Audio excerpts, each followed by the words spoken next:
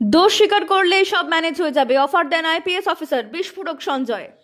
দোষ স্বীকার করলেই বাকি সব ম্যানেজ হয়ে যাবে, এক আইপিএস অফিসার তাকে এমনই কথা বলেছিলেন বলে দাবি করল সঞ্জয় রায়।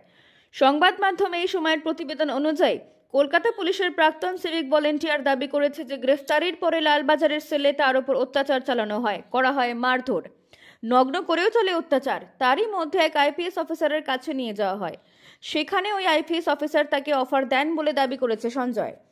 আরজিকর মেডিকেল কলেজ ও হাসপাতালের চিকিৎসক ধর্ষণ ও খুনের আমৃত্যু কারাদণ্ডপ্রাপ্ত সঞ্জয় দাবি করেছে ওই আইপিএস অফিসার বলেছিলেন যে সিভিক ভলেন্টিয়ার যেন দোষ স্বীকার করে নেয়, নিজের ঘাড়ে যেন দোষ চাপিয়ে নেয় সঞ্জয়, তাহলেই সবকিছু ম্যানেজ করে নেওয়া হবে। যদিও সেই প্রস্তাবে রাজি না হওয়ায় ফের তাকে মারধর করা হয় বলে দাবি করেছে সঞ্জয়। আদালতেও সঞ্জয় দাবি করেছিল যে তাকে মারধর করা হয়েছিল।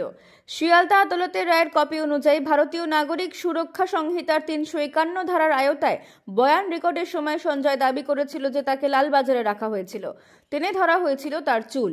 এমনকি সঞ্জয়ের আইনজীবী সন্দেহ প্রকাশ করেন যে ফাঁসানোর জন্য অপরাধস্থলে ইচ্ছে করে প্রাক্তন সিভিক ভলেন্টিয়ারের চুল রেখে দেওয়া যেতে পারে। যদিও সঞ্জয়ের আইনজীবীর সেই ষড়যন্ত্র তত্ত্বে পাত্তা দেয়নি শিয়ালদহ আদালত।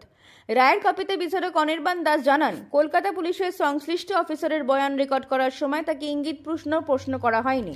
এমনকি যখন ক্রস করা হচ্ছিল তখন একবারের জন্য বলা হয়নি যে পুলিশি হেফাজতে থাকাকালীন সঞ্জয়কে মারধর করা হয়েছিল। শুধু তাই নয়, রায়ের কপিতে বিচারক স্পষ্টভাবে জানান, সাক্ষীদের বয়ান শোনার পরেই পুরো বিষয়টি যে সঞ্জয় বানিয়েছে সেটা নির্ধারণ করার জন্য পর্যাপ্ত সুযোগ আছে।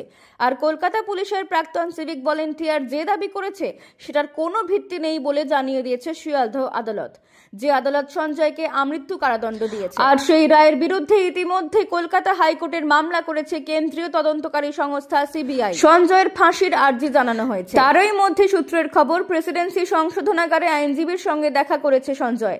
গত বুধবার এবং বৃহস্পতিবার আইনজীবীর সঙ্গে কলকাতা পুলিশের প্রাক্তন সিভিক ভলেন্টিয়ারের সেই সাক্ষাৎ হয়েছে বলে একটি মহলের তরফে দাবি করা হয়েছে। আপনি যদি খবর দেখতে পছন্দ করেন তাহলে এই চ্যানেলটি সাবস্ক্রাইব করে রাখুন, আর মমতা ব্যানার্জির রাজনৈতিক ইতিহাস জানতে এখানে ক্লিক করুন।